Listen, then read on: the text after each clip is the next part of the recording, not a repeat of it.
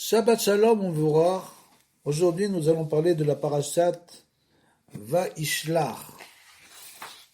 Comme il est écrit, Vaishlach Yaakov, Malachim Lefanav, Esav Achiv, Arsa, Seir, Zde Edom. Donc Yaakov envoya des messagers devant lui, des anges, vers Esav son frère. Par la suite, il est écrit, Vaïli Shor Vechamor, Tson, Vechulu, Veishlicha leagid leadoni limsochen beinecha. Donc, Yaakov dit à son frère Esav, j'ai acquis des bœufs et des ânes, menu bétail, esclaves et servantes, et j'envoie l'annoncer à mon Seigneur, afin de trouver grâce à tes yeux. Et là-dessus, bien sûr, Rabbeinu pose une question importante, il nous dit, Lechora d'abord tamoua meod. A priori, cette chose-là est extrêmement étonnante. Lama shalarlo le odio ashiruto. Pourquoi est-ce que Yaakov avait besoin d'envoyer des messagers pour dire à son frère qu'il était devenu un homme riche? Adraba, aliedeze, itakne bo yoter. Au contraire, à cause de cela, son frère aurait pu le détester beaucoup plus. Voyant qu'il s'était considérablement enrichi, il aurait pu être jaloux et le détester. Quel besoin avait Yaakov d'envoyer des messagers pour dire à son frère donc qu'il s'était considérablement enrichi? Ar, qui Esav ou Bechinat Tokef Akaas.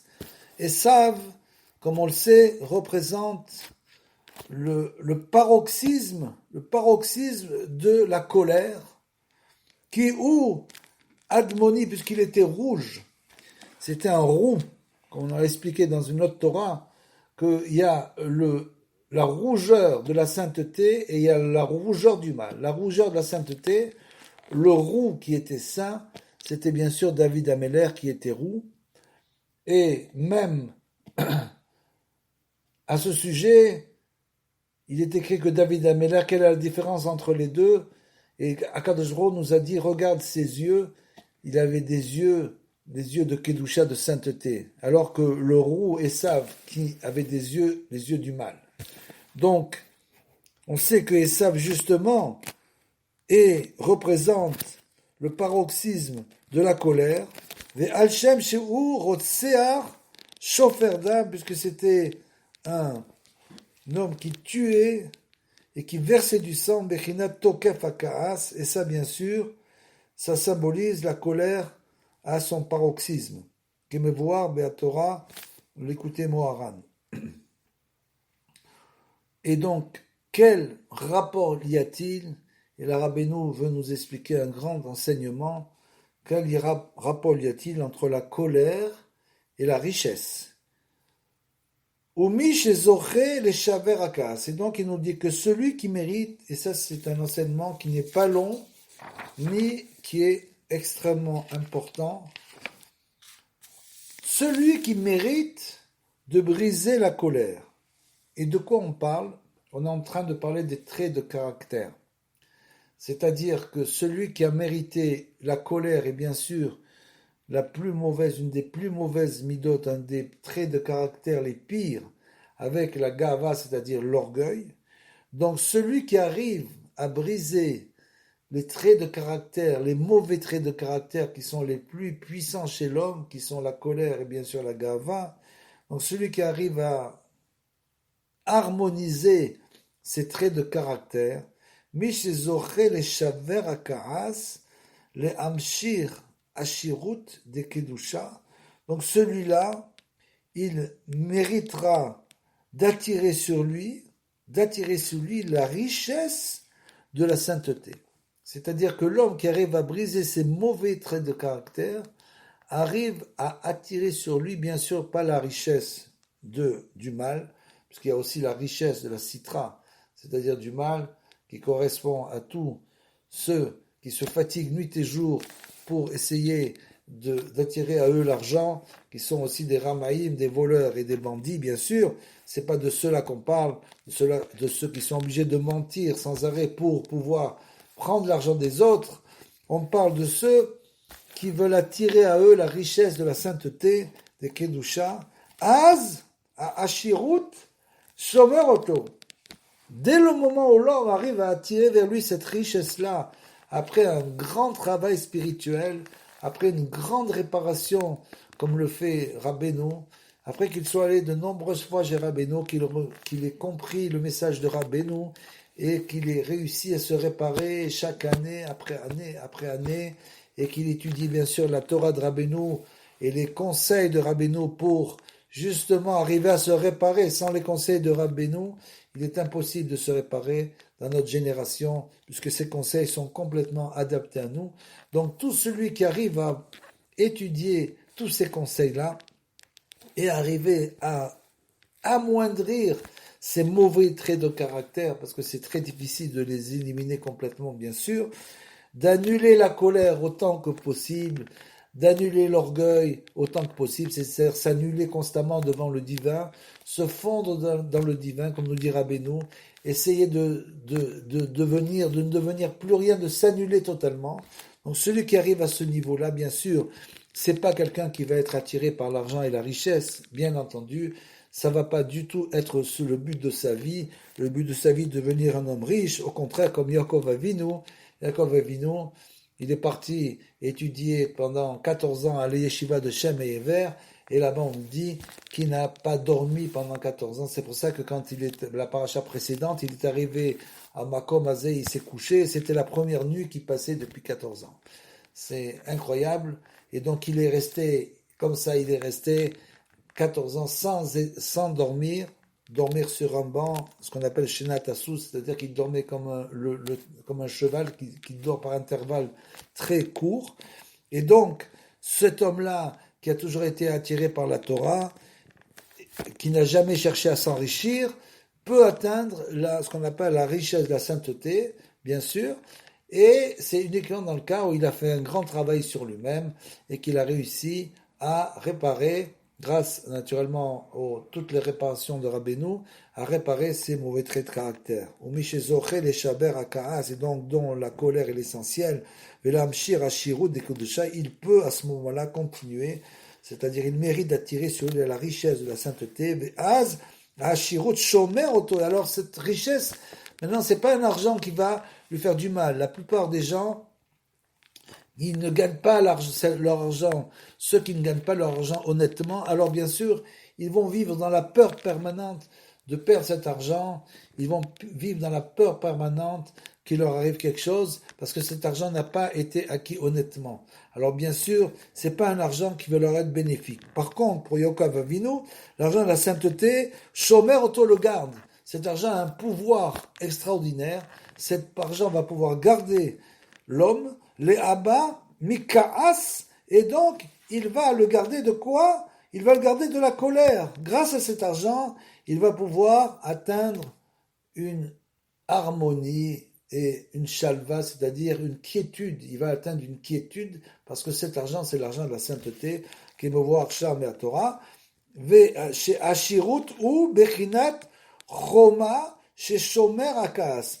Parce que cette richesse-là est comme une muraille qui s'oppose au mauvais trait de caractère. Celui qui a atteint ce niveau, à ce moment-là, cette richesse va vraiment le garder des mauvais traits de caractère, parce que souvent un homme peut, justement à cause de l'argent, tomber beaucoup plus bas, se croyant intouchable, se dire qu'il a tout réussi dans sa vie, il va gagner une grosse somme d'argent, et par la suite, ça va le faire chuter totalement. Donc là, c'est l'inverse. Cet argent est comme une muraille qui va le garder. Shomer Akaras, Vehema, et donc la colère, Ainsham.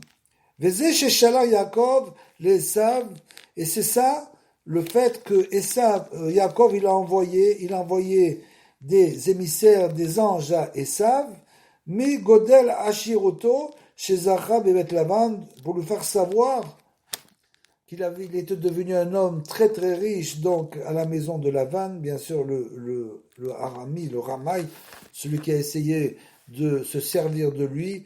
Il est resté pendant 20 ans dans la maison de Lavan et il a travaillé 14 ans pour rien.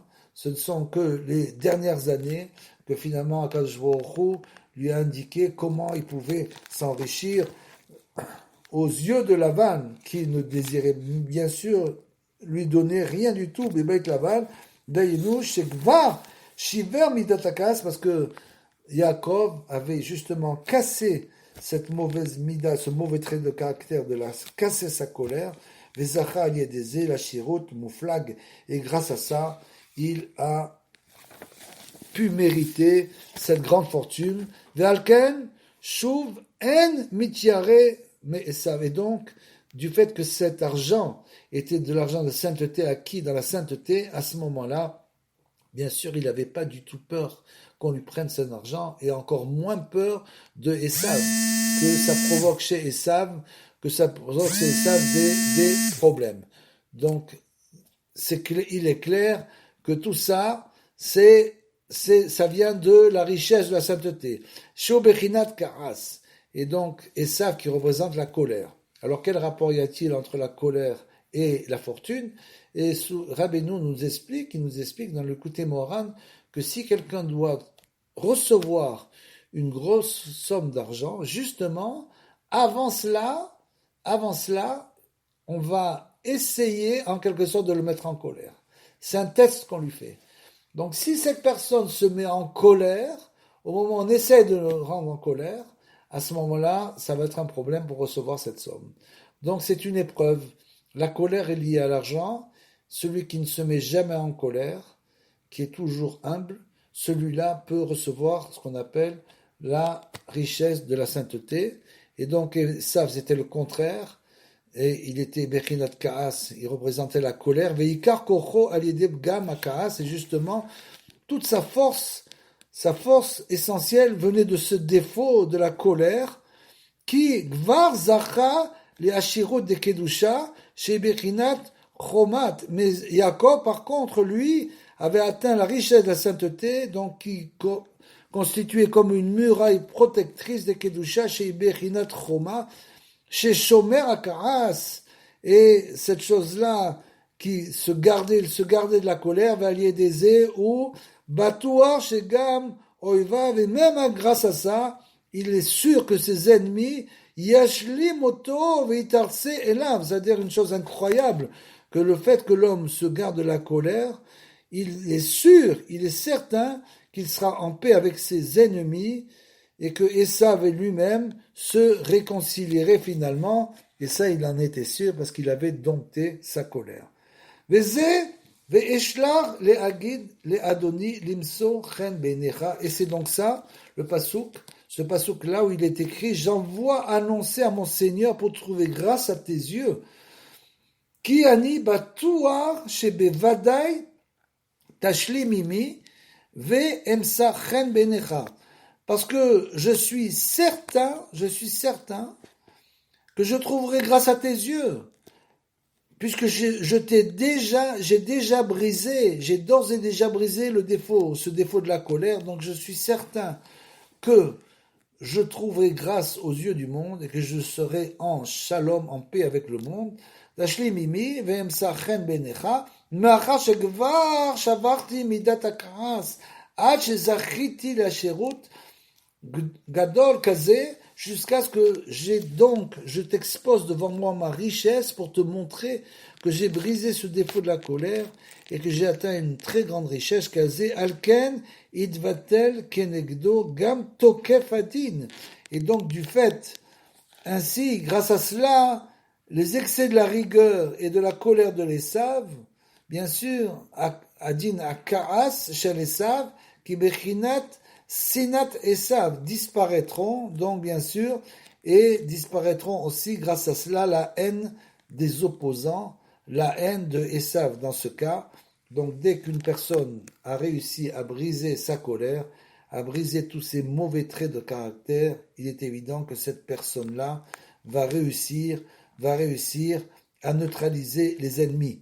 Et donc qui, Bechinat Sinat Esav, Bechinat Tokef Akaras, Idvatel Aliede, Choma chez la Shirut, chez Zacha Yaakov, et bien sûr, tout ça est neutralisé par ce rempart de la richesse, de la sainteté dont Yaakov a finalement bénéficié. Ou Bishvilze, Ishtadel Yaakov bebet Lavan leasig ashirut. Et donc c'est pour cette raison que Yaakov, finalement, dans les dernières années, a donc essayé, s'efforcé d'essayer d'arriver, d'obtenir cette richesse. Vekol kavanato aya kedei lehamshir kol nefashot Israël al yedeze. Et en fait, il avait une intention extrêmement profonde, c'était de ramener à lui toutes les âmes d'Israël, chez Shorsham Be'ashirut de Kedusha, qui tirent leur origine dans la richesse de sainteté, comme c'est écrit dans le Likutei Moharan. Donc là, Rabbeinu nous donne un très grand secret, et il nous explique que les âmes d'Israël tirent leur origine dans la richesse de la sainteté. Comme ça sera dans les temps futurs, qu'il est écrit que dans les temps futurs, tout le monde, tous les juifs seront très riches pour pouvoir étudier la Torah, pour pouvoir s'adonner à Avodat Hashem, et ça sera bien sûr ce qu'on appelle la richesse de la sainteté, c'est-à-dire cet argent qui est obtenu dans le canal de Akadosh Baruch Hu. C'est-à-dire cet argent-là, il est obtenu uniquement pour celui qui veut servir l'Éternel, qui arrive à la Hirat Hashem, à la crainte divine. C'est pas pour son intérêt personnel, c'est pas pour ses plaisirs personnels, mais il désire gagner cet argent-là pour pouvoir progresser dans le tikkun amidot, dans la réparation des traits de caractère, essentiellement la colère et la gava et l'orgueil, et pour aussi pouvoir aider ceux qu'il peut aider avec cet argent pour faire bien sûr le bien. Shabbat Shalom, au revoir à tous.